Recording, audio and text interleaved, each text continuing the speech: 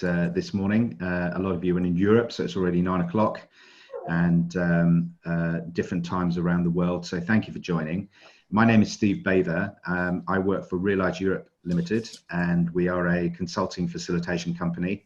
And I have been playing around with and using collaboration technology for most of the last 20 odd years. And the most significant shift in my life in the last 5 weeks has been that this way of working, or the need to be more productive whilst working remotely, has become a must-have rather than a nice-to-have. So I'm incredibly busy, and my clients are all coming to me saying, okay, how can we do this better online? And baseline is MS Teams or Zoom or Skype for Business or whatever for the audio and video. I'm talking to clients about how they improve the collaboration, the engagement, and the level of information that's captured. So what I'm introducing you today is the technology called MeetingSphere, which I've been using for a number of years in face-to-face and also online to actually truly allow people to engage and participate. So let me know if you're having trouble getting into the technology. It's the MeetingSphere link, and it's the tiny URL link that I posted in the chat on Zoom. Sorry, Steve. Steve, I'm not seeing the link that you posted on the chat here. Okay. No, nor me. Okay, so let's try that again. Oops. So it says to all panelists. And attendees, yeah. Yeah, and attendees. Let me just... let me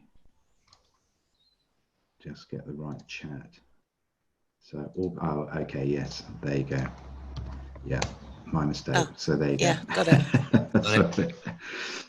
It's the difference between panelists and attendees when we're in webinar mode on Zoom. Okay. So I'm just going to start with a quick exercise just to show you a little bit as to how this works. So as you're logging in, I'm going to start a short presentation, and that should be drawing you into it. Again, just let me know on chat or just speak if you have a problem logging in. tinyurl.com/ntvirtual01 is the URL, and it will work on any browser. Okay, excellent. So those of you who have made it, 1, 2, 3, 4, 5, 6 we've got on, that's fine, you're in. So I've got a slide deck showing, and the additional ability in the tool is that people can comment and ask questions using the comment section on the right-hand side. So as I go through the slides, what I want to do is just show you that functionality. I'll come back to the slides intermittently in the next 40 minutes or so. But I want to, first of all, just give you an overview of who I am, and that's basically my background. 25 years facilitating. I haven't really done anything else with my career, and I've been in and out of all sorts of different governments, corporates, privates, NGOs, and so on.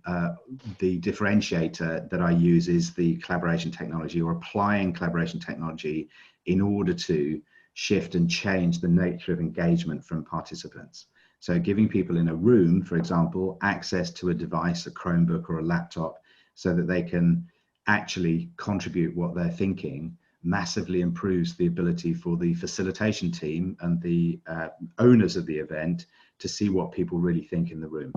And anonymity is a well-known, thoroughly researched process for allowing people to get to the point where they feel they can say what they think. So let's have a little play. What I would like to do is just flick you into another activity, which is our brainstorm activity. And your screens are now changing. I'm collecting you in. So I'm in control of what you see on your screens. And I'd just like a very quick sentence introducing yourself, maybe something about what you're doing professionally, and perhaps an impact that you're noticing during the lockdown period. So I'll just give you a minute or so just to type in a sentence. It's easy. Type it into the box, press the enter key, and we shall see everybody introducing themselves.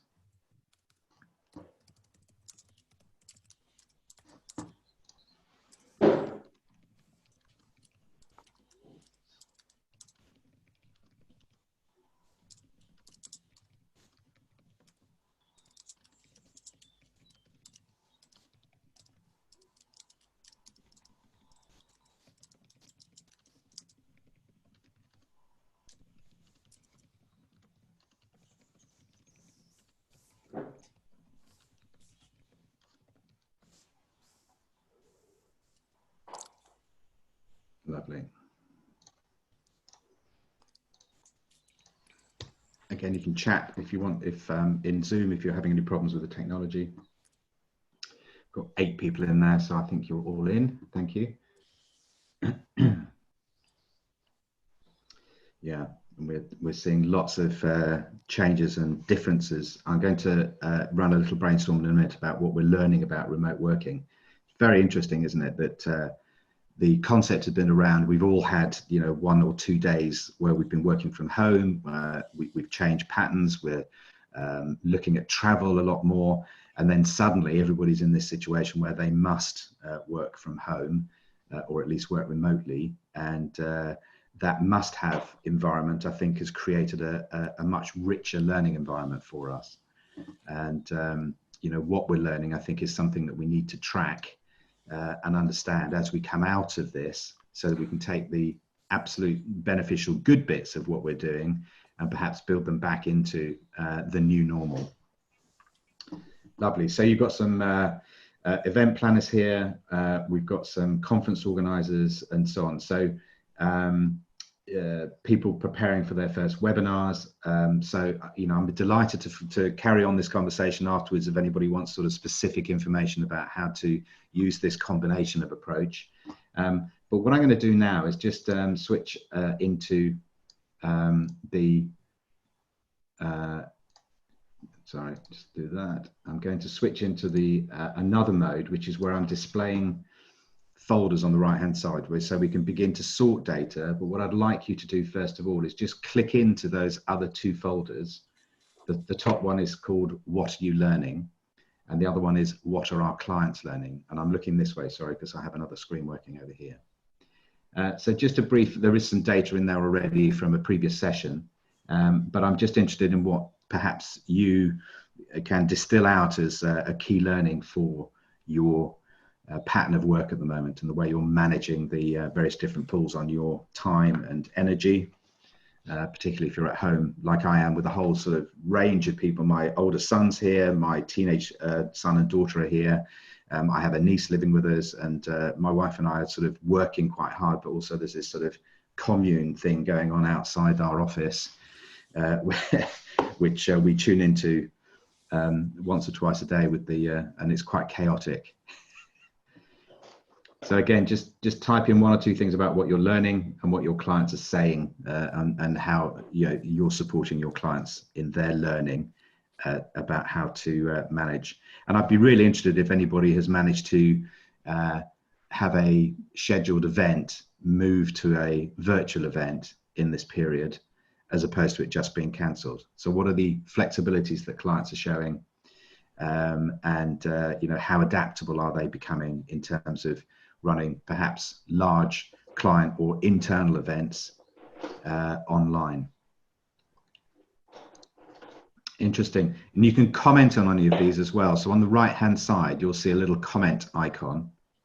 And I'd be interested to know more about the online event technology as vulnerable. Do you mean vulnerable security wise, or technology wise, or just because people are using all sorts of different quality of home internet to connect, which leaves some people excluded because they can't log in or they can't get good quality internet connection?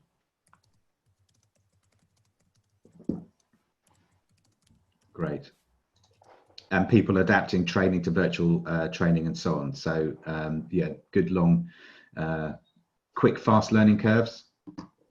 Excellent. And perhaps just click into the What Are Our Clients Learning to see if you've got any insight there to share with everybody.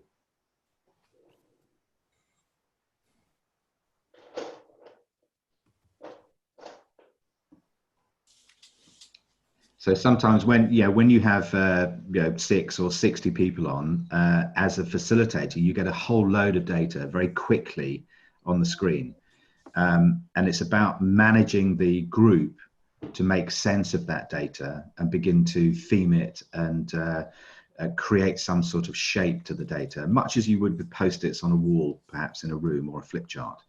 And this methodology is much faster, and you take points in the process where you get people to really talk about and commit to the structure of the data. So when you're coming up with themes, it's really important that you stimulate the discussion, but the participants come up with those themes themselves.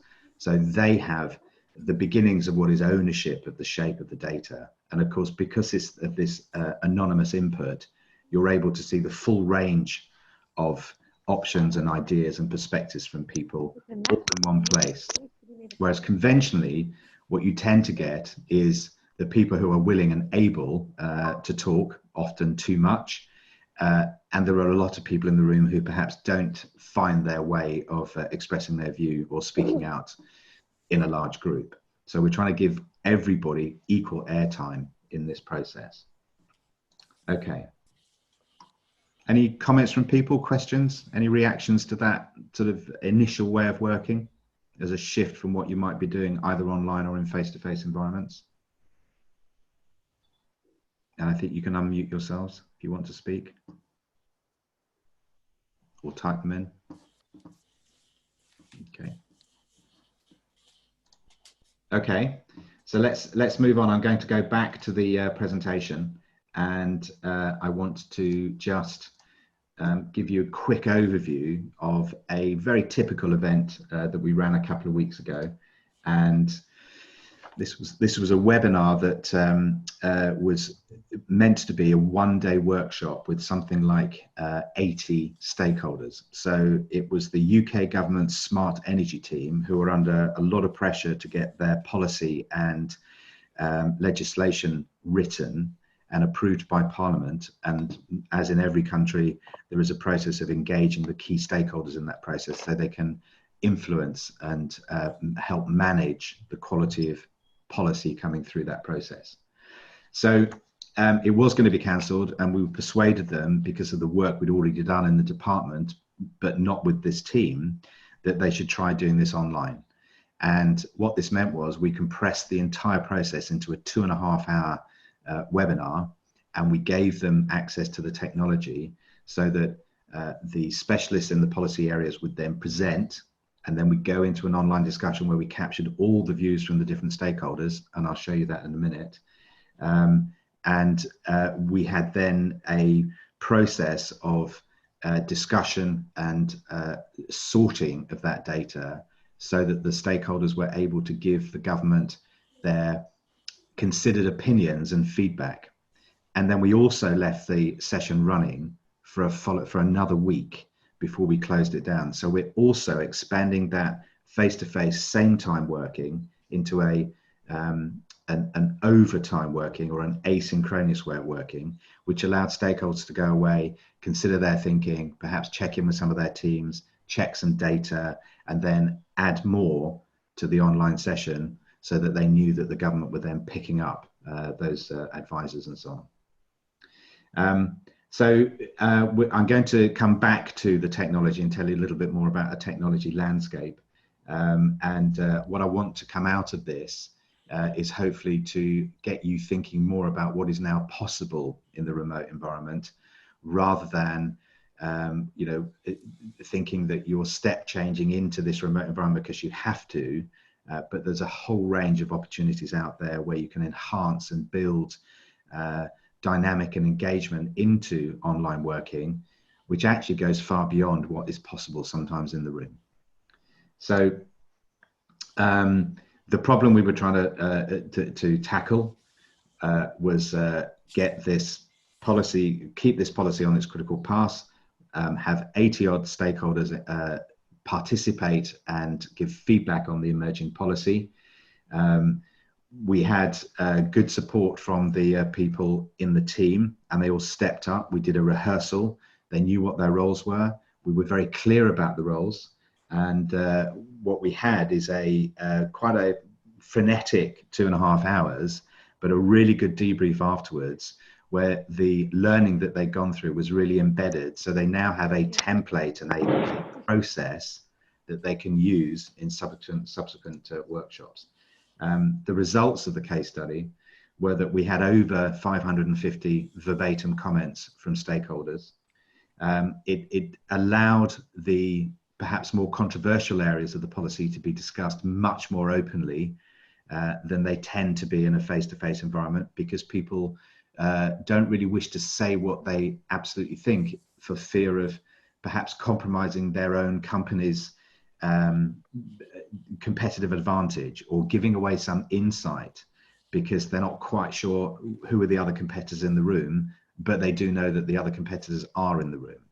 So giving this sort of anonymous feedback means that everything can be focused on the quality of the policy and not about the dynamic in the room that's kind of restricting some way the open and transparent conversation. We used a number of techniques around sort of sticky dot voting and so on that you might be familiar with in a room, to get the participants to indicate and highlight what were the most important elements. That's not to say that the government would then include them in the policy, but they were the most significant areas that the stakeholders wanted the government to hear. So we gave them that process towards the end. The asynchronous follow-on I've talked about.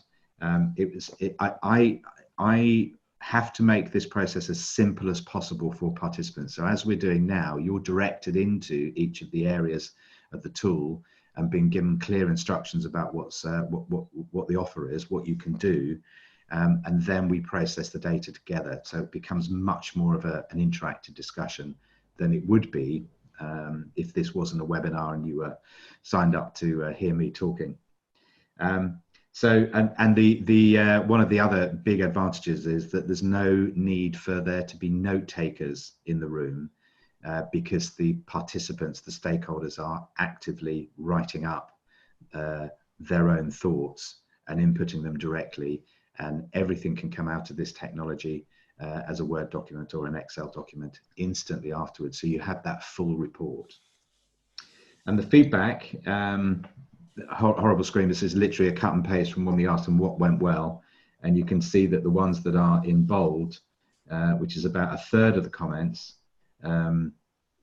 surprisingly, we didn't expect this, but they said actually this was a much better experience than they'd had back in January, February, when the government had hosted other workshops where stakeholders had to travel to London, they'd had to commit the whole day, they'd had to listen to lots and lots of extended presentations, they'd worked in table groups, they'd scribbled out notes, they'd given some post-its back to the team, but actually there was very little of good quality feedback from the participants compared to the 2.5 hours we spent doing this.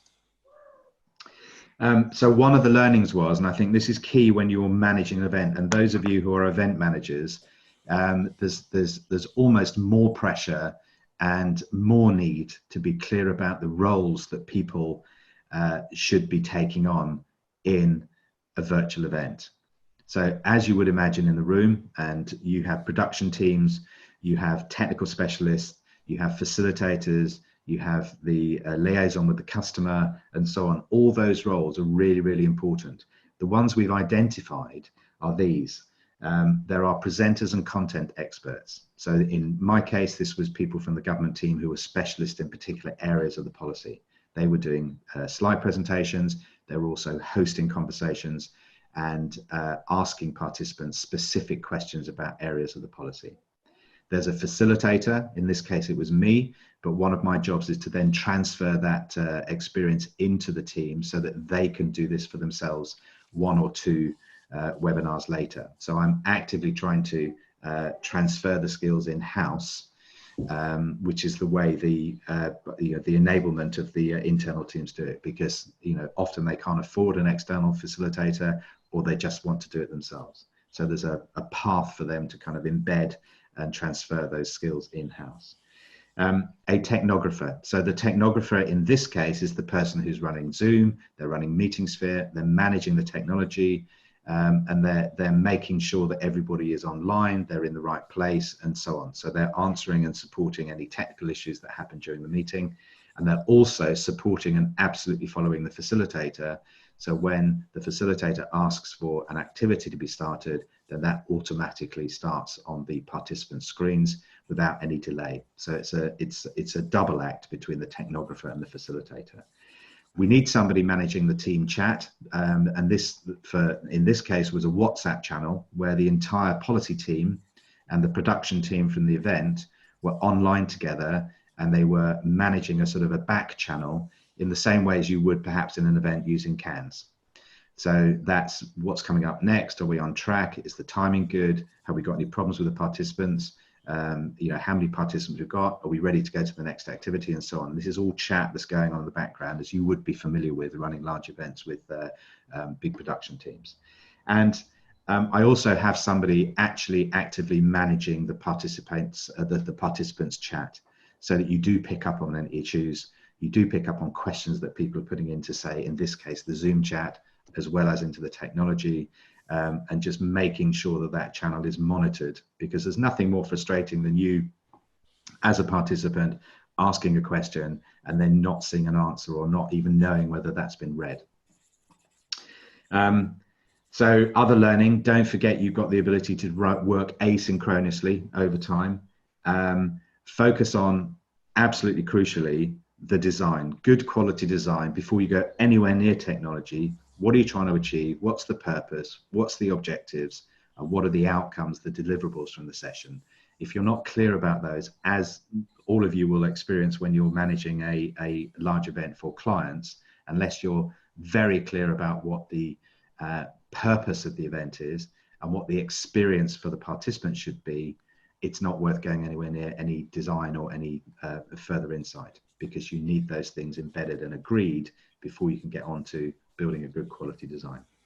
And I think finally, I just want to say that, you know, these methodologies are out there, and it should just be something that you do. You know, you have to do your first meeting. Delighted that somebody's planning their first webinar. You know, there's lots of help and support out there. There's lots of advice online. LinkedIn is absolutely flooded with how to run remote meetings and checklists and all sorts of things. But there is good advice out there. And through NetworkTables, you can connect with me and have a 15-20 minute conversation about what you're looking at and designing. And I'm very happy to help out on that basis. So let me have a quick show and tell of the process. Now here, this is the actual, you're in there now. This is the breakdown. So this is real data. It's been redacted a little bit, but you'll see those 4 topics and then the pink one at the end, which is what's missing from our vision. So just have a little play, have an explore, click the enter. What I want you to notice is the quality. Well, first of all, that there are 2 pages of content. So at the bottom right in each of the open boxes, you can see a 1 and a 2. So you can see that there's a massive amount of data.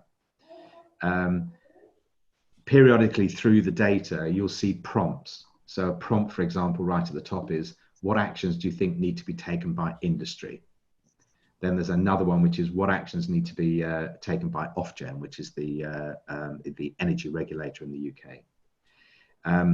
And please, what you'll also notice is that each of the participants signed up to a sector. So instead of complete anonymity, we had them select from the list that we preloaded, whether they were a generator, a network systems operator, an aggregator, whether they were government, and so on. So what you can see from that data is that people have added their comment. They've also given an indication to the policy team about the perspective or the sector of the industry that that person is coming from. So let me just pause there if you've got any comments or questions.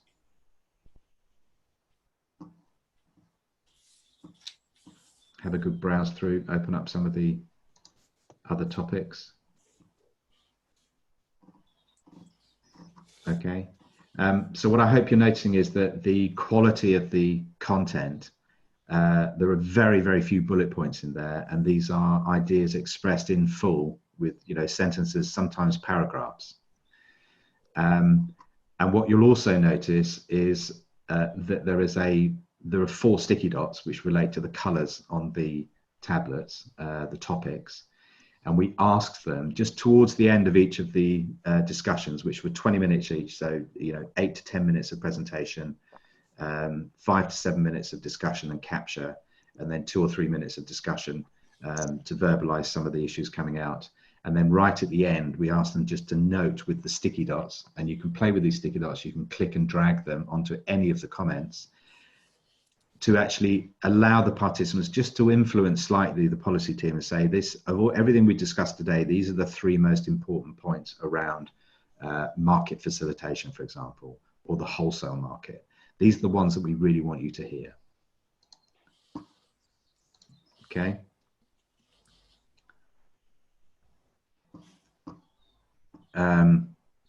Not quite, yeah. So there's a question which is, are some slides to show? So are these, just say more about that question. You mean, can you share that? Can I share the slides? Of course. But it may be more specific question. Okay. Yes, I'm happy to share the slides, and you'll find them on my LinkedIn profile as well, or some of them at least.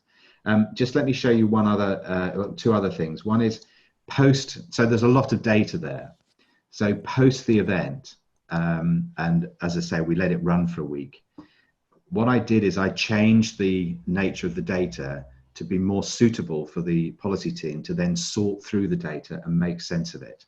So they've moved on from this, and they've now recategorized the data that came from those prompts you can see on the left-hand side. So what actions the industry need to take, Ofgem, government, and so on.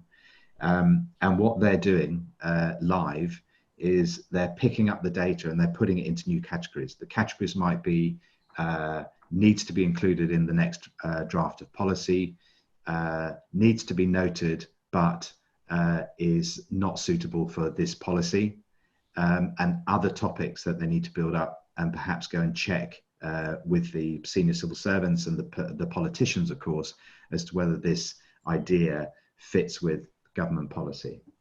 So always trying to make it easy for whatever the team, whether that's 80 participants or the 7 people in the policy team, to then make sense of the data.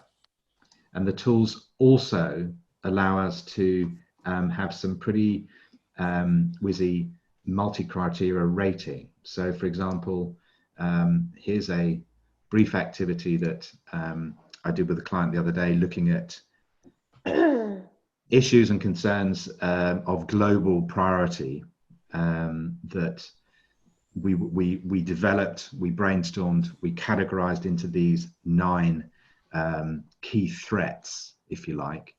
And then just quickly, you can have a little play of this. If you click on any of those, you get 2 criteria to rate these by. One is the degree of uncertainty that that threat will cause, and then the size of the impact, or the degree of impact. 5 on those 1 to 5 scales is at the highest. So we're looking for, we're going to plot it on a chart, and we're going to see the top right highest elements are the ones that we need to focus on most. And what's significant about this step in the process is that the participants have developed these ideas, they've sorted them into key threats, they've discussed and agreed them. There's a lot of verbal interaction on these sessions. You know, they're about 20% into the technology, maybe 80% is actually verbal, but about the data that's been captured. So there's a kind of a freedom to express any idea that's been captured, not just your own ideas. So there's a kind of a freedom in terms of the transparency. So you'll see that you can vote on all those threats, and I'll just move us on to show us the results. So instantly, and this is what the thing that really, oops, sorry, I've got to stop that first. Really blew my mind as a facilitator was the ability to see the results during the meeting and the degree of consensus. So here's just one chart which is about the impact. And if you look on the top right hand side, there's a blue semicircle which you can click open, and you'll see the spread of results. And the one that's highlighted in red on standard deviation 0.37 gives me an indication instantly that that's a not a very good level of consensus. So there may be some more information about the global recession threat that we need to discuss. And of course, that's a very generic thing. And then again, instantly, we can show charts. For example, this one, which is a map of the uncertain against the biggest impact. And we can see now the prioritization of those threats in terms of uncertainty and impact. And you'll notice 4, pandemic, is the one that's come sort of top right in terms of biggest impact, which of course we're all dealing with at the moment. Okay. So let me just go back to the introductions and give you the opportunity to, in fact, no, let's go back to the presentation. So I want to pick up on a couple of other things around the technology, and I will just flick you back into collect that. So yes, if you've got any questions or comments or reactions, then please just put them into the comments area on the right-hand side of the slides as I go through them.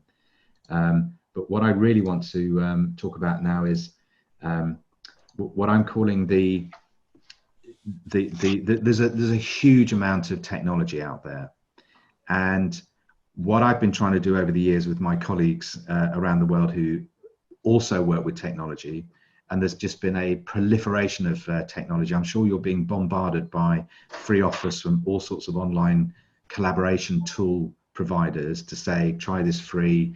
And I wanted to try and make sense of, from a client perspective, what you were buying. So I've come up with these 6 categories of collaboration tool. And so let me run with this and then I'll show you a chart. Corporate social networks, they're the areas where people have been sort of enhancing or changing the reliance on email, so that you've got Slack or Yammer or part of MS Teams and so on. So you're working in teams and sub-teams and you're sharing documents and you're online, there's a presence, and you're seeing these different things. Perhaps if I show you this, it might be easier to see. So this is sort of all the different sort of features across the top, and they're very generic because as soon as you get into specifics, you get down into rabbit holes in terms of very keenly focused technologies on a particular aspect of communication and collaboration. So corporate social networks, video and conferencing, which we all know. Zoom's come from, I mean, I first saw Zoom about 2.5, 3 years ago. It's had an incredible rise to fame. It's even being used in the UK government now to run Parliament, which is, you know, fascinating. Live event management apps. I'm sure you're incredibly familiar with these, with Eventbrite and the apps that you perhaps have participants put on their smartphones, and they you connect with speakers, they ask questions, they give you evaluation feedback, they check which track they're going into in workshop breakouts and so on. So those are really excellent, good quality live event apps, and there are lots of them. Team and project management tools. So these are a little bit more serious than the Slacks of the world, but they're looking at things like Monday.com and Trello, where there's a real sense of that's where the data is for the project team. Everything's working in that. There's chat and sometimes video and audio calling as well. So there's sophisticated tools basically designed for inside large corporates. And then there's visual collaboration tools.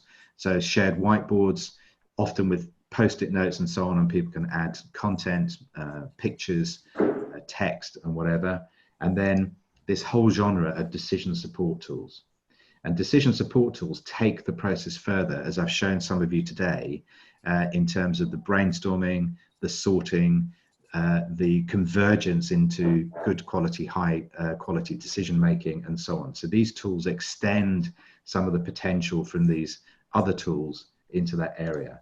And if we look at a map, this is meant to be overwhelming. These are some of the technologies that fit into those categories. And these are really the technologies that I'm familiar with because my clients use them or I use them. And there are some examples there. So you see bottom left in terms of low basic functionality and very specific use. We've got the WebExes and the Zooms and the Skypes and so on. Join me. Then we've got the event apps again, very specific use. They're designed to be, in preparation for large conference events and also on the ground in large conference events. The project management platforms in the middle, the visual collaboration tools at the top, and then the decision support and meeting workshop tools on the right-hand side and the top right. And this is the area really where I think the progress is really being made, particularly during lockdown, where people are really seeking for, okay, we've got the audio visual thing, we understand how to present, we understand how to share screen. How can we now really truly engage people in the process and give them a voice? And this is one of the ways of doing that. Just finally, really, I want to give you a sense of, so how do I differentiate between perhaps a webinar where we're just keeping in touch and introducing data, slides, for example, to an audience, and perhaps have a Q&A, but I don't really need anything more than chat, to how do we engage a group to make a high quality decision, whether that's within an organization or over several organizations. And this chart is really showing what I consider to be the DNA of almost every decision-making process. And the 5 steps, there might be 10, there might be 4, whatever, but the 5 generic steps that I notice and I repeat a lot in my work are: give people the opportunity to collect their opinions, to say what they think, use anonymity if you want. Text is as easy as verbally. It takes a long time to go around a group of 20 people to get their opinions. And again, they may not say what they really think. So use the technology to collect all that data. Then sort it using the tools into themes, get people to come up with the themes themselves. So they're really beginning to read and absorb the range of data that has been collected in the brainstorm. Once you've made sense of it in terms of the early shape, then you can go into deep dive. You can look at what this data is saying. You can make more sense of it, and then you prepare to decide what you're going to do about it. So once that clarity is there, you put it through a filter, a single or multiple criteria, what's of greatest benefit to the organization, and so on. And then you come to next steps. And the next steps is, of course, the crucial bit where people feel, because they've been through the process, committed and bought into what they now need to do.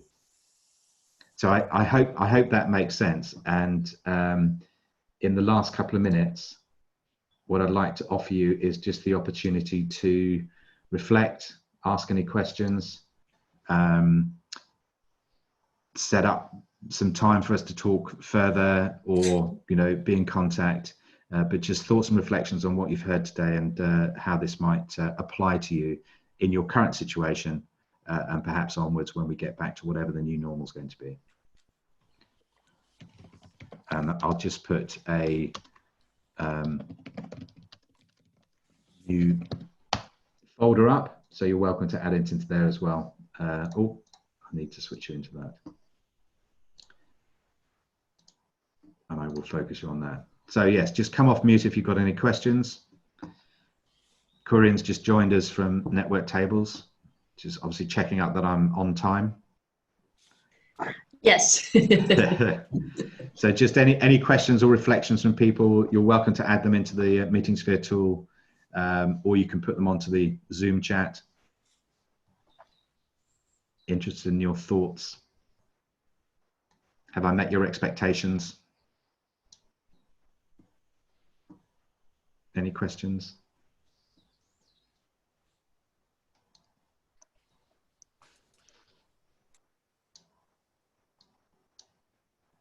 Just unmute yourself if you'd like to ask a question.